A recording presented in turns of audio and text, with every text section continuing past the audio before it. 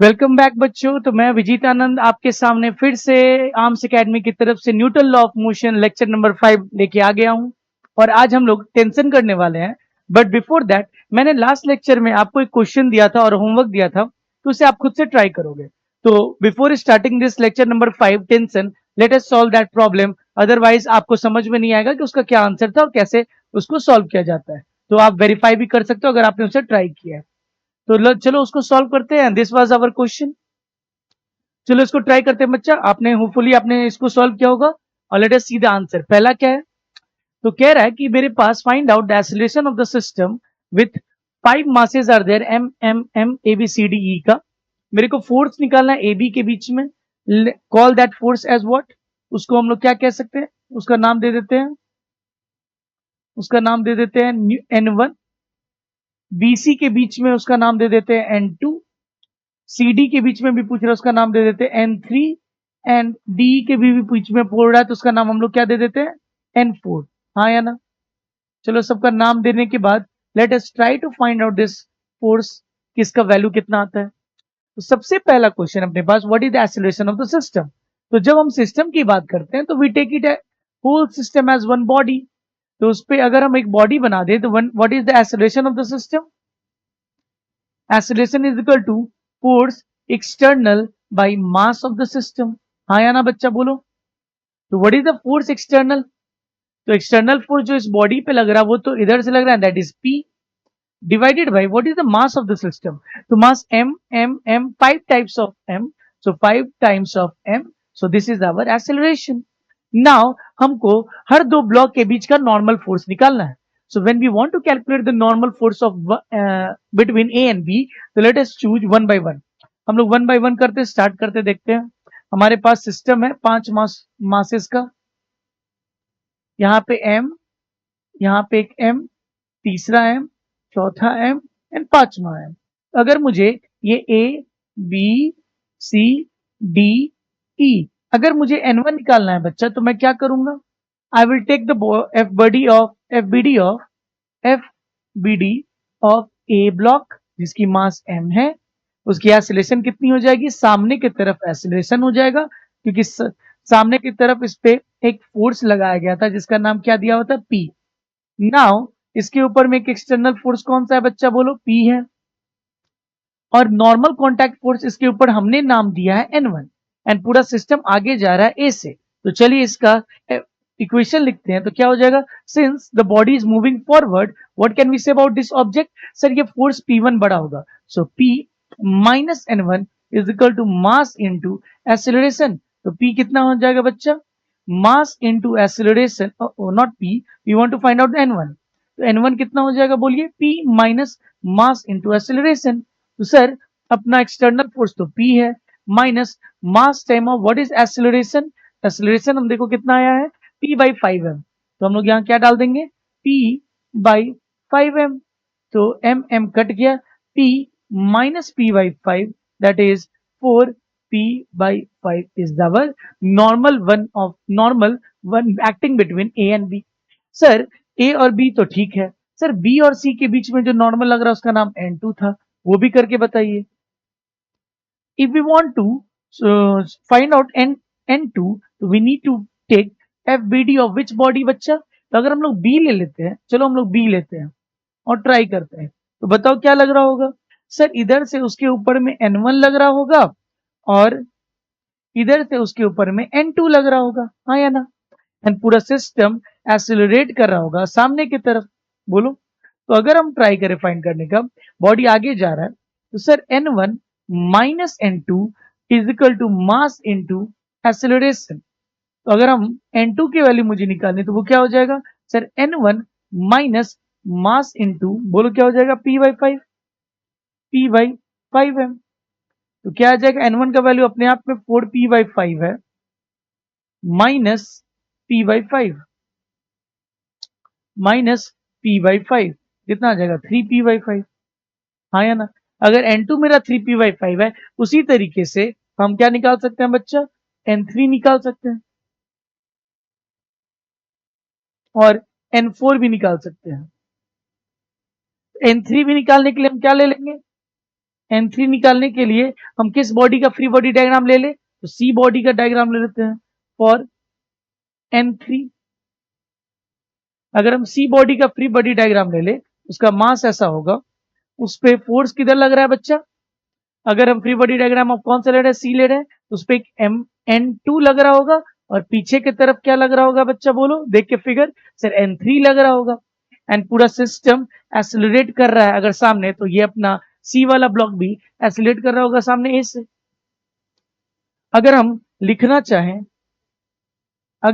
चाहें तो चलो क्या इक्वेशन लिख सकते हैं यहां से, सर सामने की तरफ that is N2 minus N3 is equal to mass into acceleration. और हम लोग N1 निकाल चुके हैं, N2 निकाल चुके हैं, we want to calculate N3। N3 क्या हो जाएगा बच्चा, बोलिए, N2 minus mass into acceleration. तो सर N2 की value come on let us check, 3p/5 minus mass into p/5m। तो सर m से m कट जाएगा, 3p/5 में से p/5 हटाएंगे तो क्या बचेगा, 2p/5। हाँ या ना सर, ये N3 आ गया तो N1 का वैल्यू 4p/5, N2 का वैल्यू 3p/5 एंड N3 का वैल्यू 2p/5। तो आप यहां से गेस भी कर सकते हो कि N4 वैल्यू कितना हो जाएगा, तो हम यहीं से हम बोल सकते हैं N4 का वैल्यू p/5 हो जाएगा।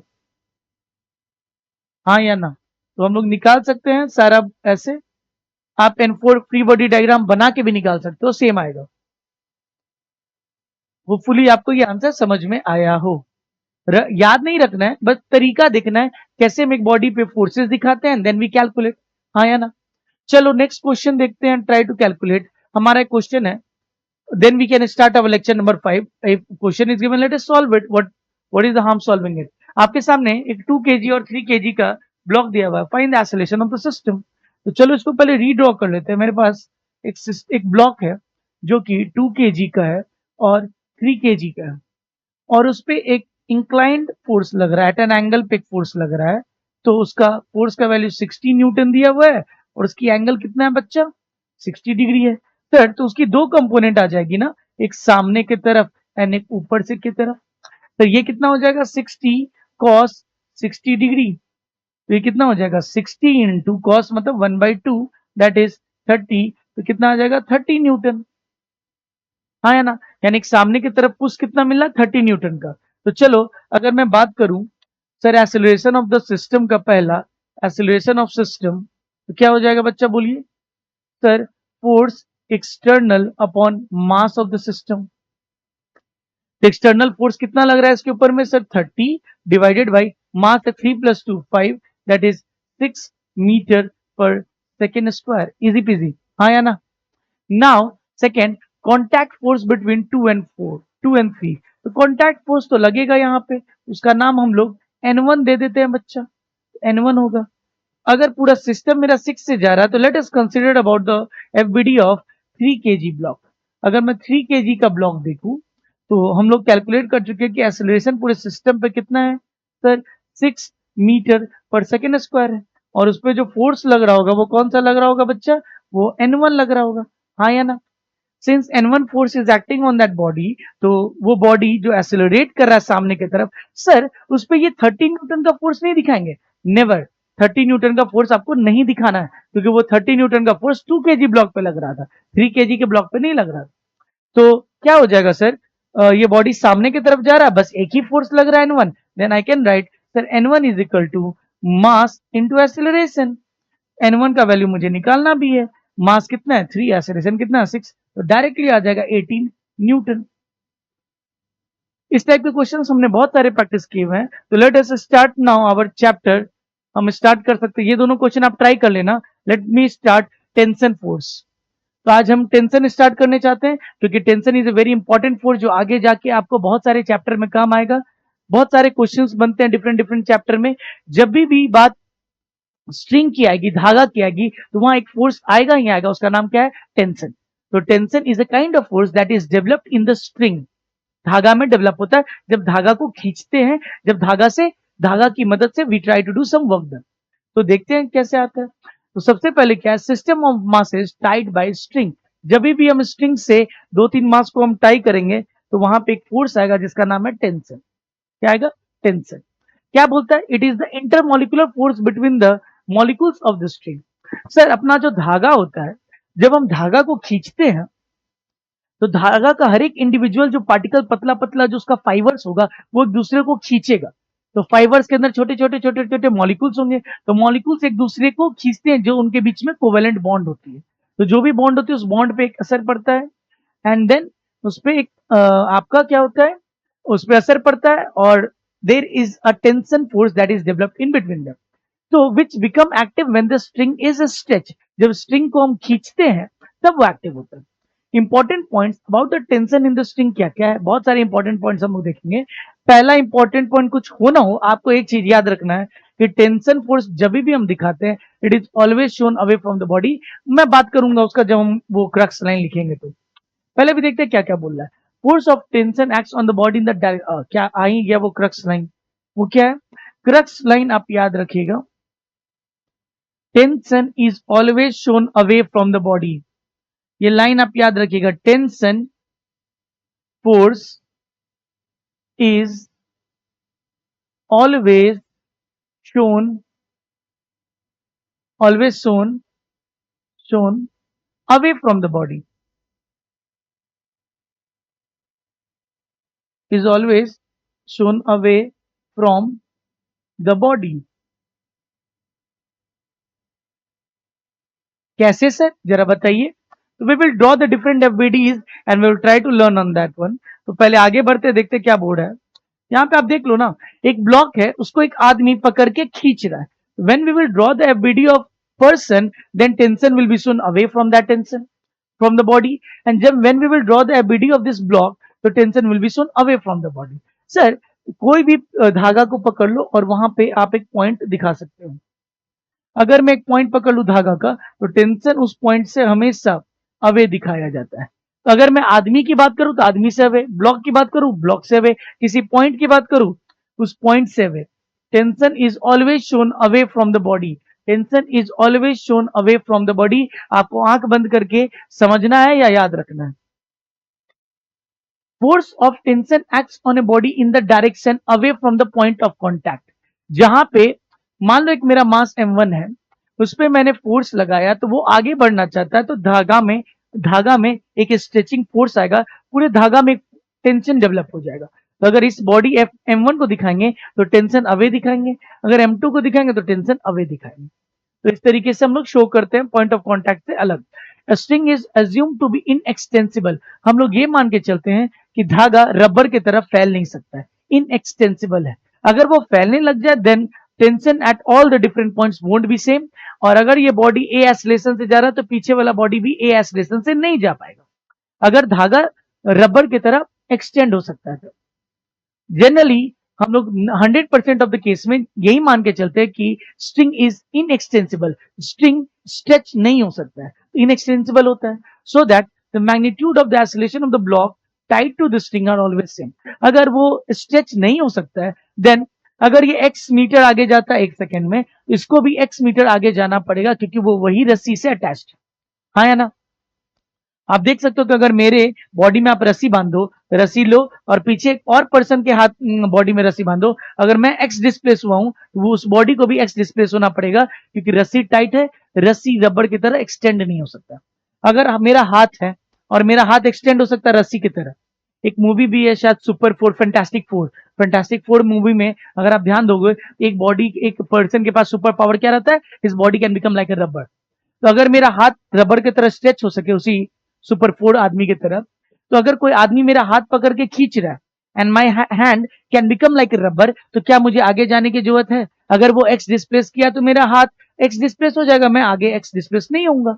तो वो किस केस में होता है? जब hand can be extensible. But हम लोग ये मान के चलते हैं रस्सी आर इनएक्सटेंसिबल। तो अगर ये बॉडी एक्स मीटर आगे गया तो इस बॉडी को भी एक्स मीटर आगे जाना पड़ेगा। हाँ या ना? तो इस तरीके से हम ये बोल सकते हैं कि बॉडी नंबर 1 का अगर एक्सेलरेशन ए है तो बॉडी नंबर 2 का भी एक्सेलरेशन ए ही होगा। If the string is massless and frictionless, अगर स्ट्रिंग में मास नहीं है और फ्रिक्शनलेस है string, tension through out the string remains the same. ये बहुत इंपॉर्टेंट पॉइंट है कि हम लोग जनरली जिस स्ट्रिंग की बात करते हैं हम लोग मान के चलते वो मासलेस है unless until it is explicitly mentioned.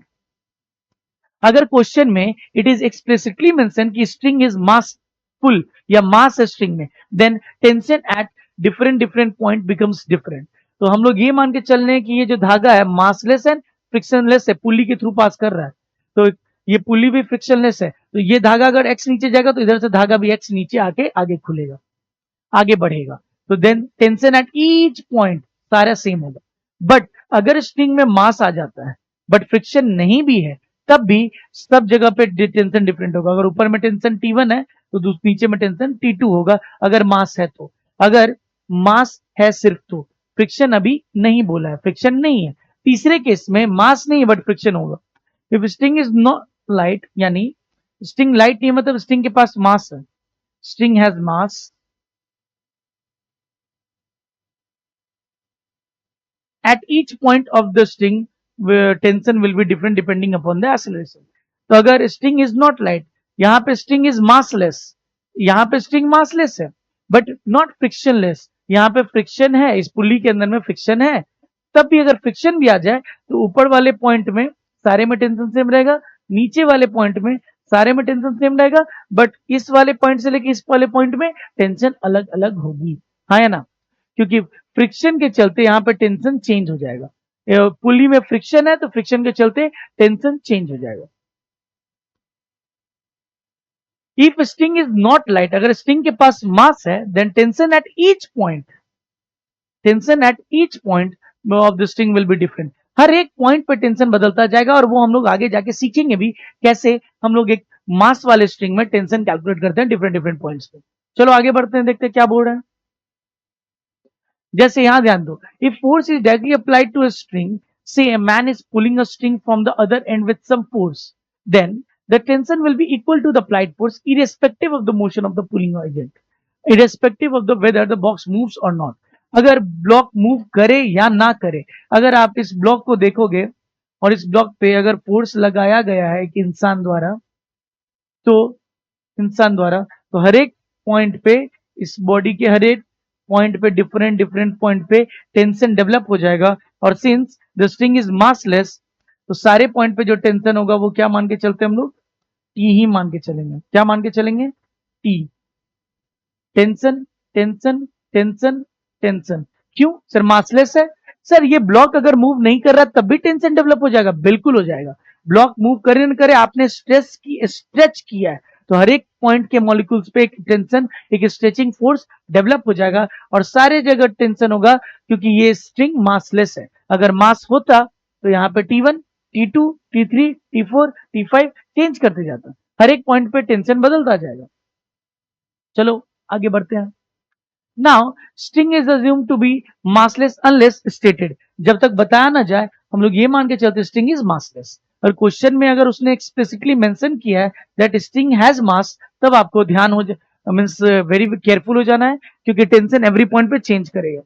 Hence tension in it remains same at everywhere and equal to the applied force. सारे जगह पे टेंशन सेम होगा और हर जगह पे टेंशन कितने के बराबर होगा? अप्लाइड फोर्स के बराबर होगा अगर बॉडी मूव नहीं कर रहा है। at the end of through which the force is applied and minimum at the end connected to a body. However, if a string has mass, अगर string के पास mass होगा, at different points will be tension at different points will be different, ठीक है? Being maximum at the end, यहाँ पे maximum होगा tension इस point पे और minimum कहाँ होगा? at the other end। क्योंकि जैसे जैसे मास बढ़ता जा रहा है तो मास ऐड होता जाएगा तो फोर्स कम होता जाएगा, क्योंकि force is what? Mass into acceleration. तो अगर इस पूरे पार्ट का बात करें तो टेंशन जो है वो, क्योंकि ये वाला एंड पूरे बॉडी को आगे मूव कराने में मदद कर रहा है, तो tension force is equal to mass into acceleration, force is directly proportional to mass. तो अगर मैं पूरे बॉडी को जब सोचूंगा तब वहां पूरे बॉडी पे लग रहा हुआ टेंशन सबसे ज्यादा होगा। We will try to cover the value of tension in different case. आप टेंशन मत लो, इसको हम लोग कैलकुलेट करेंगे और सीखेंगे कि कैसे डिफरेंट डिफरेंट पॉइंट पे टेंशन निकालते हैं। सबसे ज्यादा टेंशन कहाँ होगा? एक्सट्रीम पॉइंट पे, सबसे कम मिनिमम पॉइंट पे। वो याद नहीं रखना, वो आप कैलकुलेट कर सकते हैं। In order to produce tension in a string to an equal, अगर एक धागा है, धागा को अगर आप एक साइड से खींचिएगा तो उसमें टेंशन नहीं डेवलप होगा, आपको दोनों तरफ से खींचना पड़ेगा तब उसके अंदर में स्ट्रेचिंग फोर्स डेवलप होगा। हाँ, अगर एक तरफ ब्लॉक जुड़ा हुआ है तब हम मान के चल सकते हैं कि एक एंड से खींचना पड़ेगा, बट एक सिंपल धागा है, you have to pull it from the both the sides to develop the tension in that body. हाँ या ना? चलिए, मोशन ऑफ कनेक्टेड बॉडीज। अब हम जब धागा या स्ट्रिंग की बात करते हैं, अगर हम धागा और स्ट्रिंग की बात करते हैं तो सिंपल सी बात है कि स्ट्रिंग दो, एक धागा दो बॉडीज को कनेक्ट करने के ही काम आता है। अगर दो बॉडीज को कनेक्ट करने के काम एक स्ट्रिंग काम आता है। अगर स्ट्रिंग में मास है तो डिफरेंट पॉइंट पे टेंशन डिफरेंट होगा, अगर मास नहीं है देन हर एक पॉइंट पे टेंशन सेम होगा। We will try to calculate the value of tension in the coming questions. देखो क्या बोल रहा है, अगर थ्री बॉडीज है तो हम इसका देख लेते हैं कैसे कैलकुलेट करते हैं। अगर मैं बोलूं कि ये फोर्स लग रहा है पूरे बॉडी पे, तो इसको थोड़ा सा एग्जामिन करने की कोशिश करते हैं। मैं अगर मान लूं ये पूरा सिस्टम एक सिस्टम है, पूरा दोनों बॉडी एक सिस्टम, तो tension is also kind of internal force. अगर इस पॉइंट की बात करें तो टेंशन अवे दिखा देंगे। क्या करेंगे? अवे दिखा देंगे। यानी इस रस्सी पे अगर एक पॉइंट ले तो टेंशन इधर भी लग रहा है और टेंशन इधर भी लग रहा है, तो नेट टेंशन फोर्स कितना हो जाएगा? जीरो। सर कैसे? तो मैं आपको आगे बताऊंगा कि tension is also an internal force. क्या आगे बताऊं? अभी मैं बता रहा हूं कि tension is an internal force. कभी भी कोई पॉइंट पे हम दिखाते हैं तो टेंशन हमेशा अवे फ्रॉम द बॉडी दिखाते हैं। तो मैं अगर पॉइंट ले लू बीच में तो मैं टेंशन इधर भी दिखाऊंगा और इधर भी दिखाऊंगा। सिंस ये मासलेस रस्सी है, इसके पास मास नहीं है, तो टेंशन उधर भी सेम होगा, इधर भी सेम होगा, तो tension can cancel out each other. Tension is an internal force, is an internal force, can cancel out force and can cancel out each other, can cancel out each other। तो net external force acceleration of the system क्या हो जाएगा बच्चा? बोलो sir. Acceleration of the system हो जाएगा force external upon mass of the system. तो force external इस पे कितना लग रहा है? एफ लग रहा है। Sir mass of the system कितना हो जाएगा? Sir m1 plus m2। Now हम इंडिविजुअली m1 को अलग देख के टेंशन निकाल सकते हैं। नाउ सिर्फ एग्जामिनिंग m1, और ये पूरा सिस्टम एक्सेलरेट कर रहा है इधर की तरफ। m1 पे कौन सा फोर्स लग रहा है? सर एक फोर्स F लग रहा है, और वो रस्सी से कनेक्टेड है तो उस पर टेंशन लग रहा होगा। And tension is always shown away from the body. Tension is shown always away from the body. तो बात खत्म। We can write the equation at F minus tension is equal to m1 into a. यहां से tension क्या आ जाएगा? F minus m1 ए। Sir F minus m1 times of F by m1 plus m2। हाँ या ना? तो आंसर क्या आ जाएगा? F into m1 cancel out हो जाएगा, F into m2 divided by m1 plus m2। यही अपना टेंशन है। क्या ये फॉर्मूला है sir? No, it is not a formula. You need to show the FBD and then you need to calculate. ऐसा कोई फॉर्मूला नहीं है, और फॉर्मूला रटने की कोशिश भी मत करिए। जितना ज्यादा आप फॉर्मूला रटते जाएंगे उतना आप टेंशन में आएंगे। So simple, know how to calculate the tension force. हम लोग बहुत सारे क्वेश्चन देखेंगे and then we will try to calculate it. तो आप टेंशन मत। मान लीजिए थ्री बॉडीज है, तब इस पूरे रस्सी में एक टेंशन होगा। जैसे ही रस्सी बदल जाता है, इधर तो दूसरी रस्सी है ना, ये रस्सी m1 और m2 के बीच में है, और ये वाली रस्सी m2 और m3 के बीच में। जब भी एक रस्सी के बीच में एक ब्लॉक आ जाएगा तो उस साइड दूसरा रस्सी आ जाएगा, टेंशन चेंज हो जाता है। When ever contact point changes, tension changes. When ever contact point of contact point of string changes, tension changes। Tension क्या हो जाता है? Tension changes. मतलब तो सर फर्स्ट ऑफ ऑल इसका कोशिश करते हैं सॉल्व करने का कि ऐसे टाइप के न्यूमेरिकल्स को कैसे हम लोग सॉल्व करेंगे। तो जब फोर्स लग रहा है तो हम इसको एक सिस्टम मान सकते हैं जो धागा से कनेक्टेड है, जो स्ट्रिंग से कनेक्टेड है। हाँ या ना? Tell me. तो सर मैंने अभी पहले बोला कि tension is a kind of external force, मैं इंटरनल फोर्स, तो वो टेंशन कैंसिल आउट हो जाएगा। अगर मैं पॉइंट को सोचूं तो पॉइंट से टेंशन हमेशा अवे दिखाया जाता है, it will get cancel out. So what is the acceleration of the system? Acceleration of the system कितना हो जाएगा बच्चा? Sir force by external by mass of the system. तो फोर्स एक्सटर्नल कितना है बच्चा? फोर्स एक्सटर्नल F है, मास of the system है M 3 है, तो M1 plus M2 plus M3, हाँ या ना? Now if you want to calculate the value of T1, तो अगर मुझे T1 कैलकुलेट करना है फॉर T1, तो मैं किसको पकड़ूंगा? मैं मान लो ब्लॉक नंबर M1 को पकड़ रहा हूँ। M1 पे FBD अगर मैं बनाऊं तो क्या दिखाऊंगा? इधर मैं F दिखाऊंगा, इधर क्या दिखाऊंगा बच्चा? तो T1 दिखाऊंगा। और पूरा सिस्टम किससे एक्सेलरेट कर रहा है? तो पूरा सिस्टम इधर जा रहा होगा एक्सेलरेशन A से। अगर मैं इक्वेशन लिखना चाहूं तो क्या लिखूंगा? Sir force minus tension is equal to M1 times of A implies, तो सर T1 क्या हो जाएगा? तो सर T1 हो जाएगा F माइनस M1A, हाँ या ना? सर F कितना है मेरे पास? F तो F ही है, minus M1 times of F upon M1 plus M2 plus M3, हाँ या ना? ये कैलकुलेट किया जा सकता है। In this way we can find the value of T2 as well. तो हम लोग, ये प्रोटोटाइप है, ये प्रोटोटाइप है आपका। इसके बाद इस पे बहुत सारे क्वेश्चंस आएंगे and we will try to solve it one by one, हाँ या ना? चलो ट्राई करते हैं नेक्स्ट क्वेश्चन से। चलो यहाँ पे अपना क्वेश्चन आ गया है। ये क्या बोला? Find out what acceleration of the system and tension in the string. तो अगर मैं इस बॉडी को पूरा एक सिस्टम मान लूं तो सर टेंशन तो बीच में आएगा, but tension is an internal force. Tension इधर और इधर दिखाएंगे। उस पॉइंट किसके लिए? एक पॉइंट पी के लिए जिसको मैंने मार्क किया है, तो टेंशन तो कट जाएगा, तो नेट एक्सेलरेशन कितना आ जाएगा? पहला क्वेश्चन तो बहुत इजी है। पहला is what is the acceleration of the system? बोलिए। Acceleration of the system is equal to force upon mass of the system. तो इसमें फोर्स लग कितना आ रहा है सर? 80 न्यूटन। और मास कितना है? 3 प्लस 2 5, 3 प्लस 2 5, 80 डिवाइडेड बाई 5 कितना हो जाएगा sir? 16 metre per second square, right side में, हाँ या ना? राइट साइड में।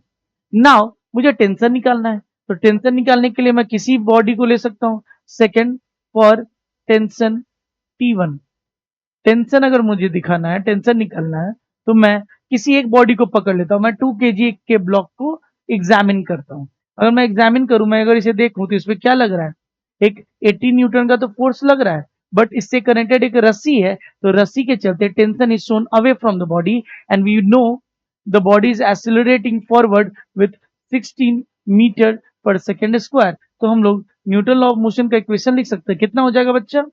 Sir 80 minus tension is equal to 2 into 16, तो टेंशन कितना आ जाएगा सर? 18 माइनस 32 कितना हो जाएगा सर? 80 में से 30 जाएगा तो 50, और उसमें 2 और कम कर देना है, तो कितना हो जाएगा? 48 न्यूटन, हाँ या ना? ये बहुत ज्यादा हार्ड नहीं था। If you want to verify कि सर ये जो टेंशन है ये सही है कि गलत है, we can choose another body and then try to examine. तो मेरा दूसरा बॉडी कौन सा है? 3 kg का ब्लॉक है, हाँ या ना? अगर मैं इसी को थोड़ा छोटा लिख के दिखा दूं तो ये क्या हो जाएगा sir? Sir 80 minus tension is equal to 2 into acceleration. तो tension is equal to 80 minus 2 into 32, that is 48 newton. Now अगर मैं इसी के बाद 3 kg ब्लॉक को थोड़ा देखूं, 3 kg के ब्लॉक पे the tension is always shown away from the body, तो टेंशन तो इधर लग रहा होगा, टेंशन अवे लग रहा होगा। सर 80 न्यूटन का फोर्स क्या 3 kg पे नहीं लग रहा है? No, it is not happening, ऐसा नहीं हो रहा होगा। तो पूरा बॉडी किससे एक्सीलरेट हो रहा है? तो पूरा बॉडी सामने की तरफ एक्सीलरेट हो रहा है, और ये वैल्यू कितना हो जाएगा? We can write what sir? Tension for T1, या T1 नहीं, फॉर टेंशन बोल सकते हैं, for tension through for 3 kg block. अगर 3 kg ब्लॉक के लिए हम लिखें, क्या हो जाएगा बोलो बच्चा? Sir tension is equal to mass into acceleration implies tension is equal to 3 into 6, 18 newton. ये डायरेक्ट आ जा रहा है सर। उसके लिए एक प्लस माइनस करना पड़ रहा है, और 3 kg के लिए डायरेक्ट आ जा रहा है। तो ये हम लोग नॉर्मल में भी हम लोगों ने देखा था। चलो आगे बढ़ते हैं। नाउ सी, 2 धागा वाला आ गया है, हाँ या ना? Since 2 strings have come, so if you can see T1 नाम दिया हुआ है, T2 नाम दिया हुआ है। तो सर कुछ भी कर लें, अगर सबसे पहला क्वेश्चन मेरा है कि what is the acceleration of the system, तो जब भी एक्सेलरेशन बोले तो इसको एक सिस्टम मान लो। What is the first acceleration of system? Acceleration of system कितना हो जाएगा बोलो sir? Force external by mass of the system. तो फोर्स एक्सटर्नल कितना लग रहा है इस पे सर 55 न्यूटन लग रहा है। मास ऑफ द सिस्टम कितना हो जाएगा 4 2 6 5 11 sir 5 metre per second square किधर की तरफ राइट की तरफ हाँ या ना हो जाएगा। Now second I want to calculate the T1 and T2 so T1 और T2 कैलकुलेट करने के लिए first of all I will examine what I will examine 2 kg block. तो 2 kg ब्लॉक को अगर हम ध्यान दें तो राइट साइड में तो 55 न्यूटन तो लग ही रहा है, लेफ्ट साइड में सर T1 नाम दिया हुआ है तो हम T1 नाम दे देंगे और सिस्टम जा किधर रही है सिस्टम जा रही है सामने की तरफ। तो नेट फोर्स क्या लिख सकते हैं sir 55 minus T1 is equal to 2 into A. Sir T1 कितना हो जाएगा सर 55 माइनस 2 इंटू 5 हाँ या ना कितना हो जाएगा 10 तो यानी हो जाएगा 45 newton. Sir I need to find out what sir T2 as well. तो चलो T2 कैलकुलेट करने के लिए मैं बीडी बना रहा हूँ किसका बीडी सेकेंड वाले का बना रहा हूँ दैट इज 4 kg। 4 kg पे क्या लग रहा होगा तो 4 kg पे इधर पीछे की तरफ क्या लग रहा होगा बोलिए बच्चा T2 लग रहा होगा और इधर की तरफ T1 लग रहा होगा और पूरा सिस्टम किससे एक्सीलरेट हो रहा है सिस्टम ए से एक्सीलरेट हो रहा है। सिंस सर एक्सीलरेशन इस बॉडी का सामने की तरफ है तो फॉर हम 4 kg पे के लिए क्या लिख सकते हैं ये किसके लिए था फॉर 2 kg ब्लॉक था हाँ या ना फॉर 4 kg ब्लॉक के लिए नेट इक्वेशन क्या लिख सकते हैं sir T1 minus T2 is equal to 4 into a. मुझे निकालना क्या है यहाँ से T1 निकाल चुका हूँ मुझे T2 निकालना है तो T2 क्या हो जाएगा सर T1 45 माइनस 4 इंटू 5 20 तो क्या हो जाएगा sir 45 minus 20 is equal to 25 newton आ गया। If I want to verify this ये 25 न्यूटन सही है कि गलत है I can check from 5 kg newton 5 kg body. तो 5 kg बॉडी के लिए मैं यहां कर रहा हूं फॉर 5 kg ब्लॉक। तो मैं अगर बीडी बनाऊं बच्चा 5 kg का तो 5 kg पे क्या लग रहा होगा एक सामने की तरफ फोर्स लग रहा होगा क्योंकि आप देखो यहाँ पे एक टेंशन इधर की तरफ इधर की तरफ इधर की तरफ इधर की तरफ तो कोई भी बॉडी चूज कर लो tension is always shown away from the body. तो ये क्या हो जाएगा टेंशन T2 और पूरा वो सिस्टम ही जब एक्सेलरेट करा सामने की तरफ तो 5 kg भी सामने की तरफ भी एक्सेलरेट करेगा तो नेट फोर्स हम क्या लिख सकते हैं sir T2 is equal to 5 into acceleration implies T2 is equal to 5 into acceleration का वैल्यू क्या आया है 5 इंटू 5 दैट इज 25 न्यूटन आना चाहिए था और चेक करो वही 25 न्यूटन नीचे भी आया हुआ हाँ या ना। सो आसानी से हमने फाइंड कर लिया tension between the blocks verify भी कर लिया हमने। चलो आगे बढ़ते हैं। ओके नाउ इसी में एंगल में उसने चेंज कर दिया है तो ये फोर्स अब सर्टेन एंगल लग रहा है फोर्स डायरेक्टली नहीं लग के एट एन एंगल लग रहा है। इस फोर्स को पहले हम दो कंपोनेंट कर लेंगे एक ऊपर की तरफ एक इधर की तरफ ये आ जाएगा 60 cos 60 डिग्री और ऊपर वाले फोर्स से मुझे मतलब नहीं है क्योंकि एक्सेलरेशन पूछ रहा है। ये कितना आ जाएगा सर 30 न्यूटन। बस कुछ नहीं करना है फिर पूरे बॉडी को एक सिस्टम बना लेना है और नेट फोर्स क्या लग रहा है सामने की तरफ तो 30 न्यूटन। सो पहला क्या हो जाएगा एक्सेलरेशन ऑफ द सिस्टम क्या हो जाएगा बच्चा बोलो एक्सेलरेशन ऑफ द सिस्टम हो जाएगा F external by mass of the system. X external कितना लग रहा है 30 न्यूटन हाँ या ना क्या लग रहा है 30 बाय मास 3 प्लस 2 5 प्लस 10 15 कितना आ जाएगा 2 metre per second square is the answer सामने की तरफ हाँ या ना। Now calculating T1 T2 means I have to draw the ability of the different two bodies. पहले 3 kg की बात करें तो 3 kg पे क्या लग रहा है बच्चा बोलिए 3 kg पे सामने की तरफ 30 न्यूटन लग रहा है पीछे की तरफ जो टेंशन डेवलप होगा उसका नाम T1 दिया गया ऊपर और पूरा सिस्टम एक्सेलरेट कर रहा है किससे 2 मीटर पर सेकेंड स्क्वायर से। तो चलो क्वेश्चन लिखते हैं क्या आ जाएगा second for 3 kg block. For 3 kg block के लिए मैं इक्वेशन लिख रहा हूं चलो देखो सर बॉडी आगे जा रहा है then I can write 30 minus T1 is equal to 3 into 2 कितना हो जाएगा so implies T1 is equal to 30 minus 6 24 newton हाँ है ना। I can calculate for 3 kg then I can also calculate for what 2 kg। चलो 2 kg के लिए calculate करते हैं। तो 2 kg के लिए अगर हम लोग देखें तो फोर्सेस दिखाना पड़ेगा। सर फोर्सेस अगर 2 kg का देखें तो इधर T1 और इधर T2, इधर T1 और इधर T2। Don't ask me right now कि सर ये 30 न्यूटन इस पे नहीं लगेगा क्या। ये सब चीजें मैं पिछले क्लास में भी एक्सप्लेन कर चुका हूँ कि ये जो फोर्स होता है डायरेक्ट 3 kg पे लगता है, 2 kg पे नहीं लगेगा। बोलो क्या हो जाएगा। पूरा सिस्टम आगे जा रहा है, कितने से जा रहा है, 2 मीटर पर सेकेंड स्क्वायर से जा रहा है। So I want to calculate the equation. So for 2 kg क्या हो जाएगा बच्चा। Sir T1 minus T2, T1 minus T2 is equal to 2 into acceleration, implies T2 निकालना है अपना।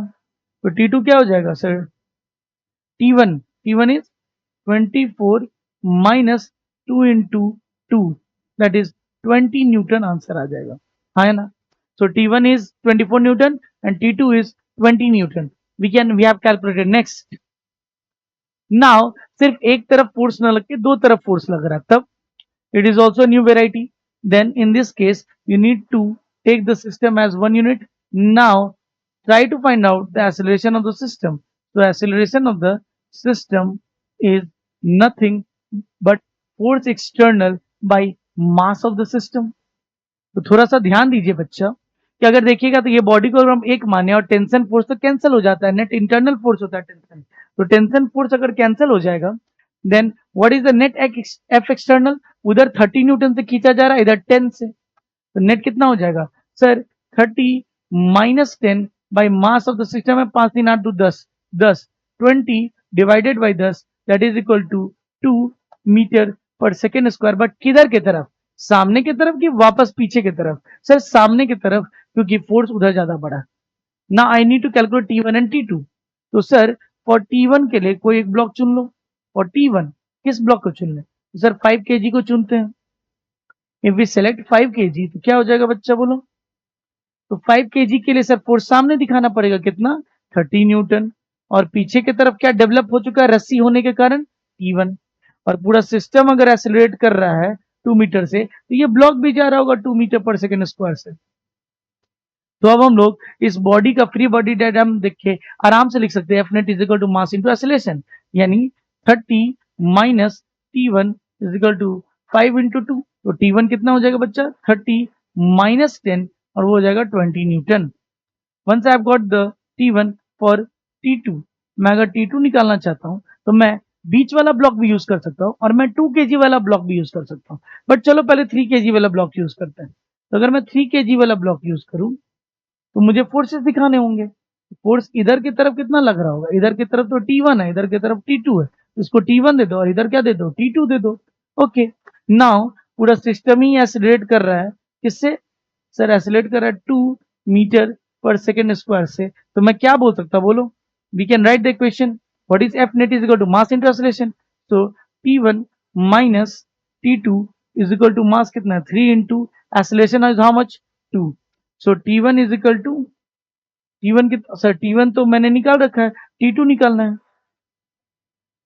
T2 is equal to T1 minus 6, sir 20 minus 6 14 newton, हाँ या ना।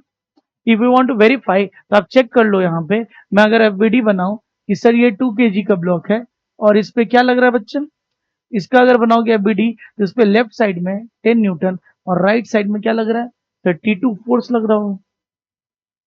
और पूरा सिस्टम किससे जा रहा है, पूरा सिस्टम सामने की तरफ जा रहा है। We have already calculated that thing that is 2 metre per second square. तो क्या हो जाएगा बच्चा यहाँ पर अगर हम लिखना चाहे तो sir T2 minus 10 is equal to 2 into 2, तो T is equal to 14 newton T2। Sir यहां से भी आ रहा है, वेरिफिकेशन भी हो गया, हाँ या ना, वेरिफिकेशन भी हो गया, डन। सो नेक्स्ट क्वेश्चन चलते हैं। ओके, अब एंगल में लेफ्ट साइड में दिया हुआ है, चलो इसको फिर से ट्राई करते हैं। सबसे पहले फोर्स को रिजॉल्व करना होगा, हाँ या ना। तो फोर्स का दो कंपोनेंट आएगा, इधर की तरफ बोलो, एक इधर की तरफ आएगा,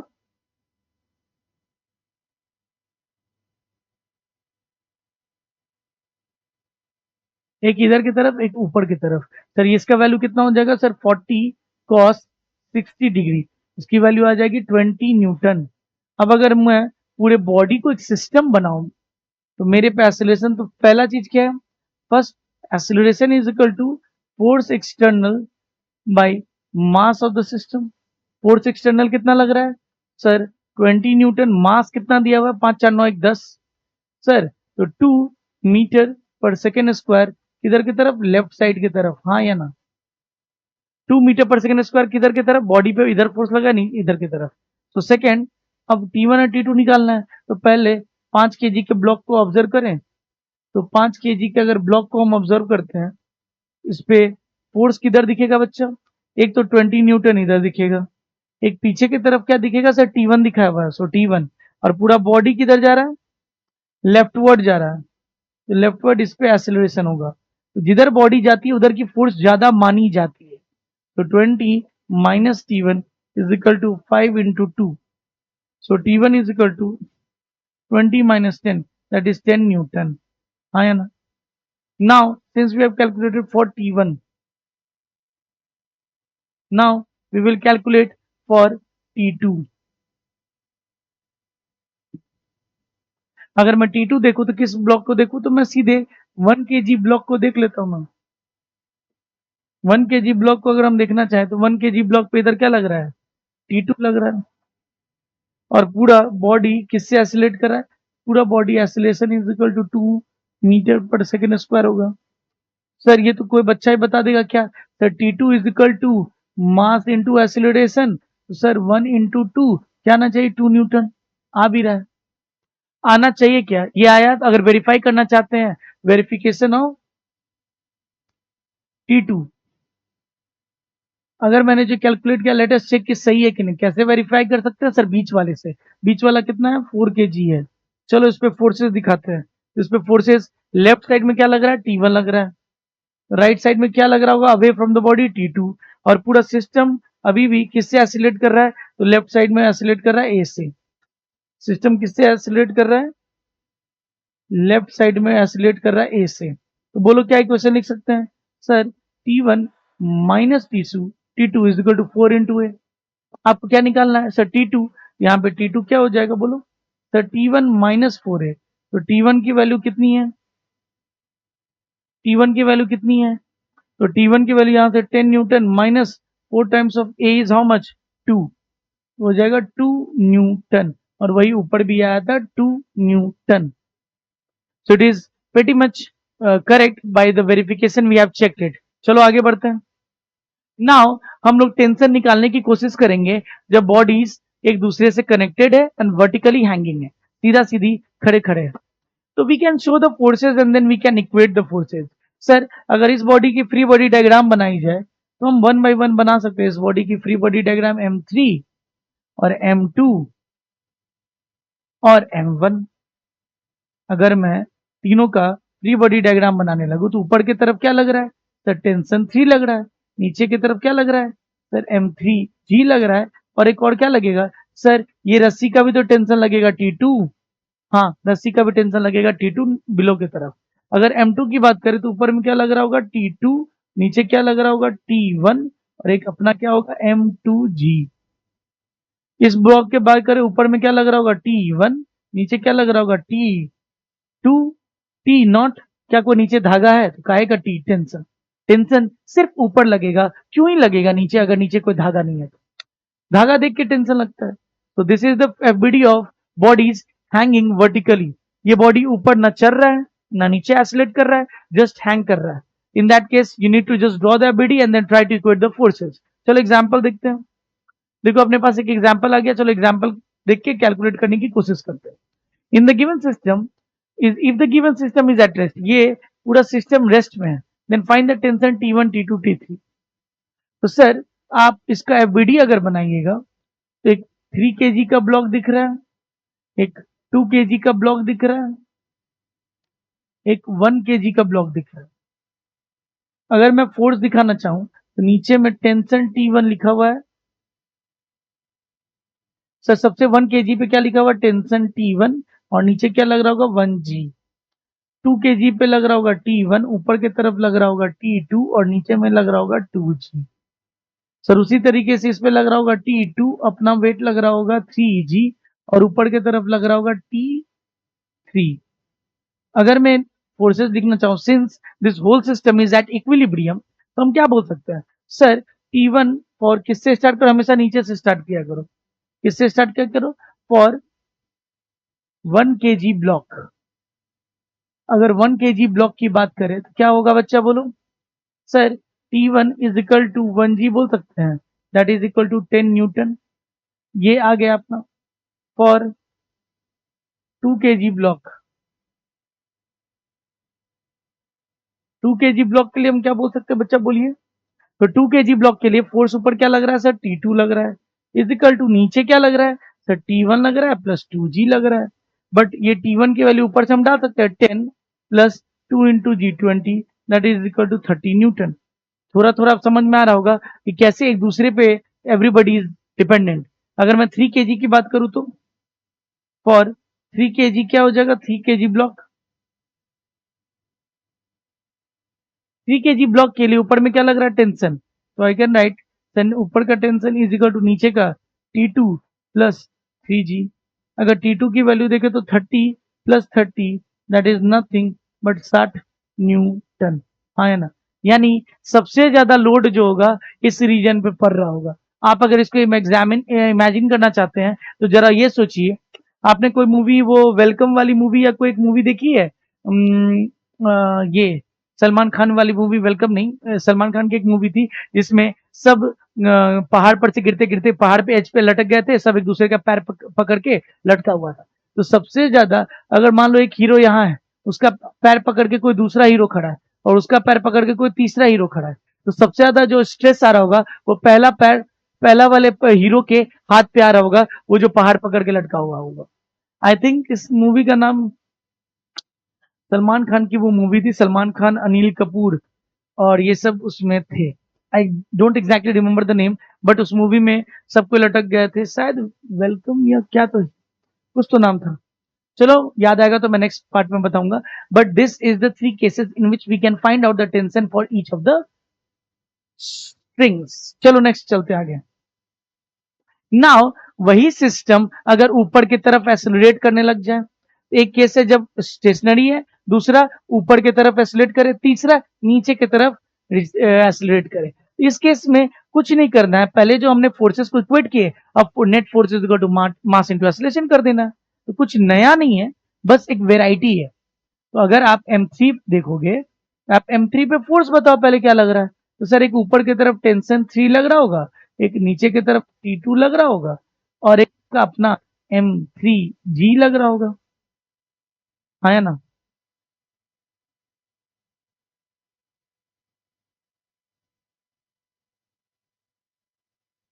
अगर मैं देखूं इधर तो आपका दो फोर्स लग रहा होगा, दोनों फोर्स कौन? एक अपना इसका M3G है और एक इसका अपना टेंशन T2 है। अगर मैं उसी तरीके से, अगर मैं M3 के बाद M2 को देखूं, M2 पे उसी तरीके से ऊपर की तरफ T2 लग रहा होगा, नीचे की तरफ M2G लग रहा होगा और एक लंबा सा फोर्स क्या लग रहा होगा? तो T1 भी लग रहा होगा। उसी तरीके से मैं अगर देखूं, एक और ब्लॉक है यहाँ पे, एक और ब्लॉक क्या है बच्चा? M1 है। M1 पे भी फोर्स लग रहा होगा, कौन सा? T1 और अपना क्या लग रहा होगा? M1G। उस पे नीचे में कोई रस्सी का फोर्स नहीं लग रहा होगा, कोई रस्सी है ही नहीं। Now the whole system is accelerating with A, so we can write the different equations. What, sir? T3 minus M3G minus T2 is equal to M3 into A. ये एक इक्वेशन हो जाएगा। यहां से क्या लिख सकते हैं sir? T2 minus M2G minus T1 is equal to M2 into a. आया ना? ये बॉडी भी ऊपर जा रहा है। M1 क्या क्या लिख सकते हैं sir? T1 minus M1G is equal to M1 into a. हाँ या ना? तीन इक्वेशन लिख के तीन वेरिएबल को सॉल्व कर सकते हैं, that is T1 T2 T3 जब एक्सेलरेशन दिया रहेगा।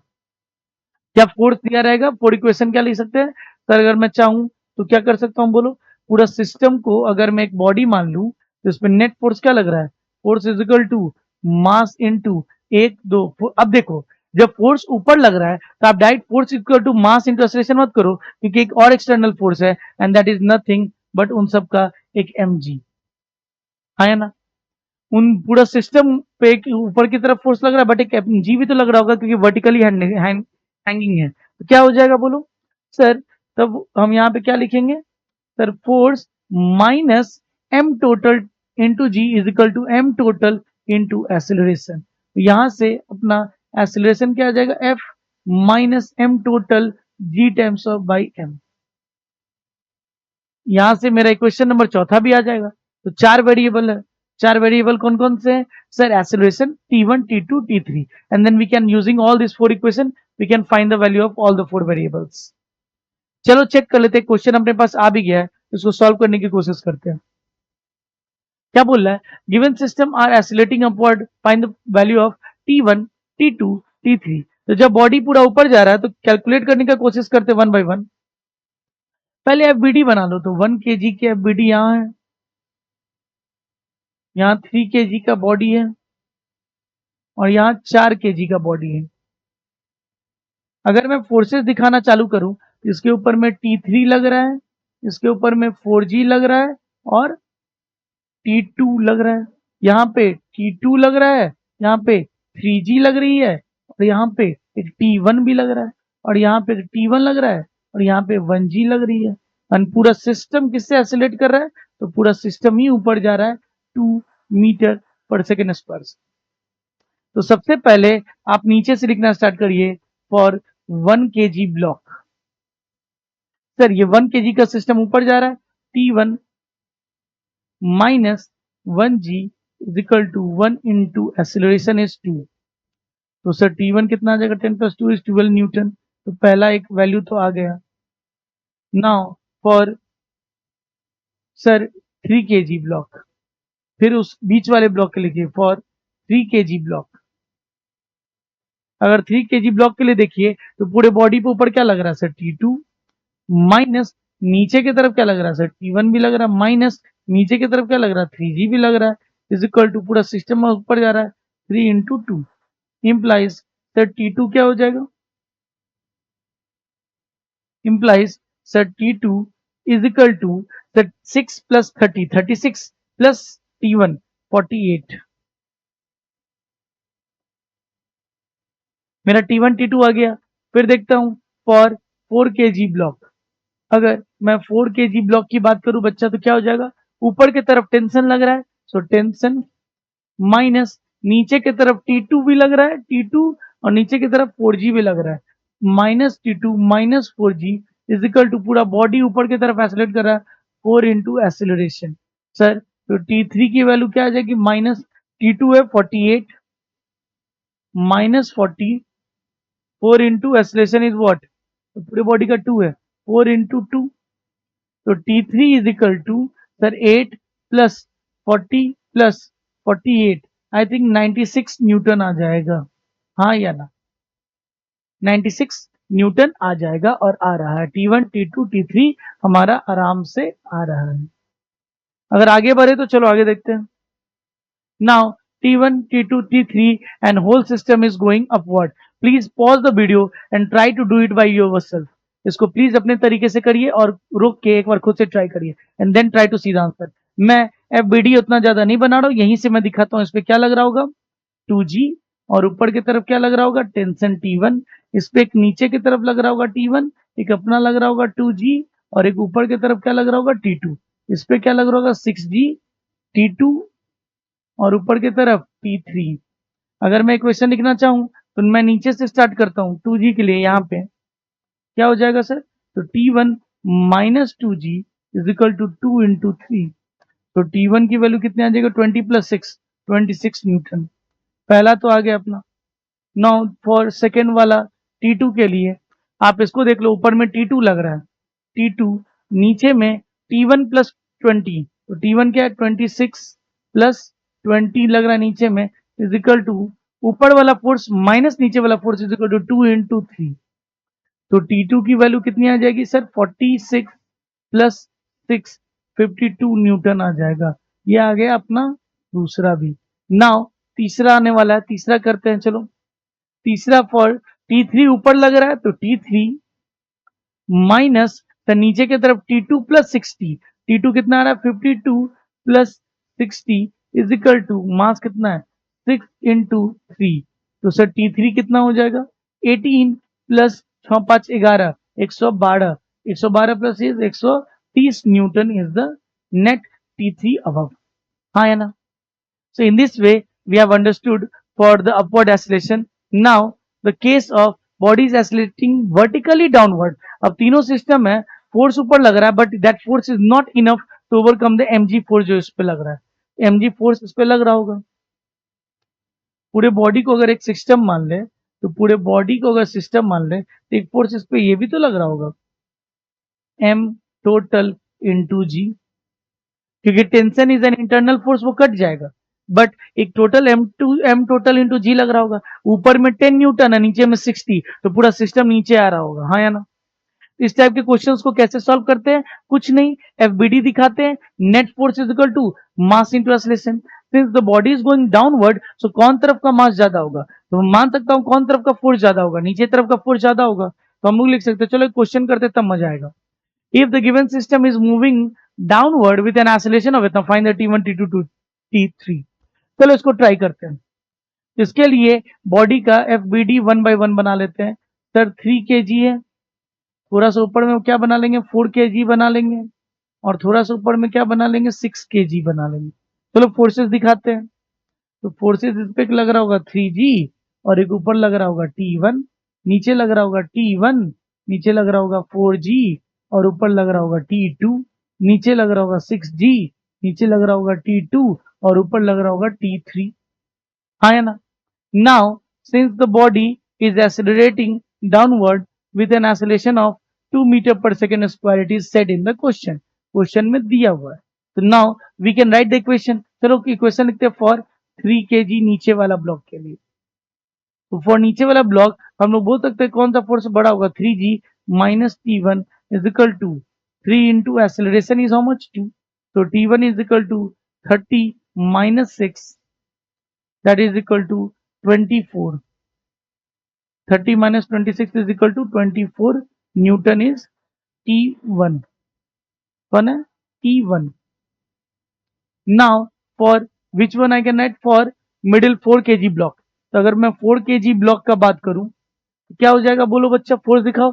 4 kg ब्लॉक पे एक ऊपर की तरफ लग रहा है T2, और नीचे की तरफ 4G plus T1, 4G plus T1 minus T2 is equal to 4 into acceleration. Acceleration कितना है सर 2, तो T2 कितना हो जाएगा बच्चा सर 40 प्लस T1 का वैल्यू 24 माइनस 8, कितना हो जाएगा तो 64 माइनस 8 56 हो जाएगा.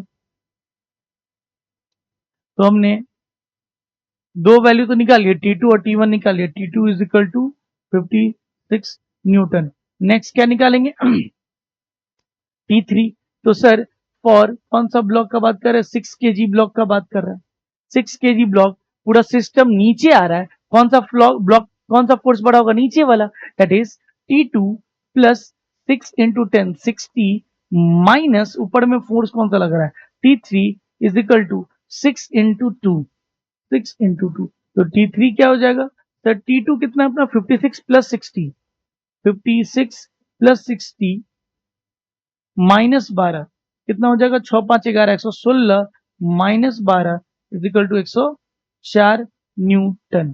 तो यहाँ अपना T3 भी आ गया है. You can match your answer if you have tried it by yourself. ये कुछ बहुत ज्यादा हार्ड नहीं है. Once we got the concept कि net force is equal to mass into acceleration होता है, then we are able to calculate for every T1 T2 T3. आगे बढ़ते हैं, देखते हैं और क्वेश्चन है. Yeah, we have one more question where 3 kg, 2 kg, 1 kg. Calculate T1, T2, T3. The system is पहले एक्सेलरेट कर रहा है पहले ऊपर 5 मीटर पर सेकंड से, एंड डीएक्सेलरेट कर रहा है या रिटार्ड कर रहा है या एक्सेलरेट कर रहा है नीचे 5 मीटर पर सेकंड से. तो पहला वाला केस करते हैं. कुछ नहीं करना है, जस्ट फोर्सेस शो करो. फोर्सेस को शो करो तो हो जाएगा. नीचे में T2 और नीचे में 3G. ऊपर में क्या दिखा रहा है तो T3 दिखा रहा है, नीचे में 2G और नीचे में T1, ऊपर में T1 और नीचे में 1G. तो पूरा जब एक बार में सिस्टम, फर्स्ट केस, जब सिस्टम ऊपर जा रहा है तो हम इक्वेशंस लिख सकते हैं। इक्वेशन में क्या हो जाएगा, ऊपर वाला फोर्स बड़ा हो जाएगा, तो T1 फॉर नीचे वाला ब्लॉक 1 kg ब्लॉक। सिस्टम अब सिलेक्ट कर रहा है तो हम लिख सकते हैं T1 minus 1g is equal to 1 into acceleration is how much 5। So T1 is equal to 5 plus 10 50 newton पहला हो गया। For 2 kg block, 2 kg block की बात करें तो 2 kg ब्लॉक में बॉडी ऊपर जा रहा है, ऊपर में कौन सा फोर्स लग रहा है जो मैंने दिखाया नहीं है, ऊपर में यहाँ पे T2 लग रहा है। तो अगर T2 में बात करूं तो sir T2 minus T1 plus 20 is equal to पूरा बॉडी 2 इंटू 5। तो T2 is equal to 10 plus ये कितना T1 15 plus 20 35, that is 45 Newton. और फॉर नाउ 2 kg ब्लॉक के बाद 1 kg ब्लॉक बचता है, 1 kg नॉट 1 kg ब्लॉक, यहाँ पे T2 हमारी वैल्यू आ गई। Now we need to calculate the T3। तो T3 के लिए क्या लिख सकते हैं सर, ऊपर में T3 minus 30 plus T2 is equal to sir 3 into 5।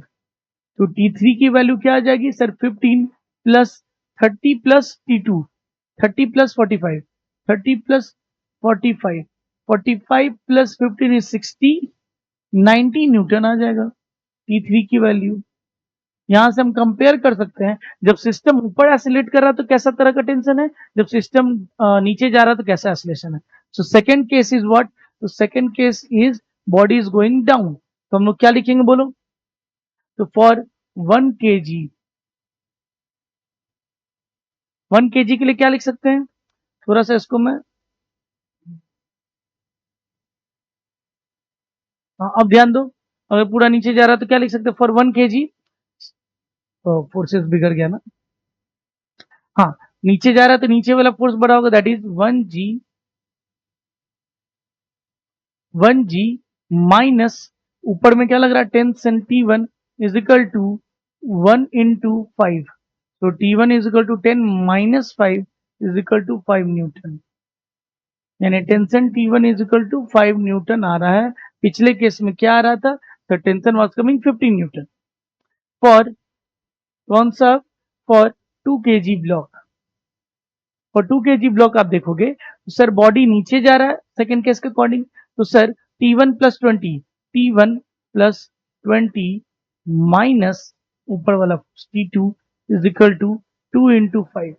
तो T2 कितना आ जाएगा, तो T2 आएगा तो T1 5 प्लस 25 माइनस 10 कितना आ जाएगा 15 Newton, that is the value of T2। For 3 kg क्या हो जाएगा जरा बताइए सर, सिंस नीचे की तरफ क्या लग रहा है T2 प्लस 30 माइनस ऊपर की तरफ लग रहा है T3 is equal to 3 into 5। तो T3 अपना कितना आ जाएगा बच्चा बोलिए, T2 की वैल्यू 15 प्लस 45 माइनस 15 30 न्यूटन आ जाएगा, that is the value of T3।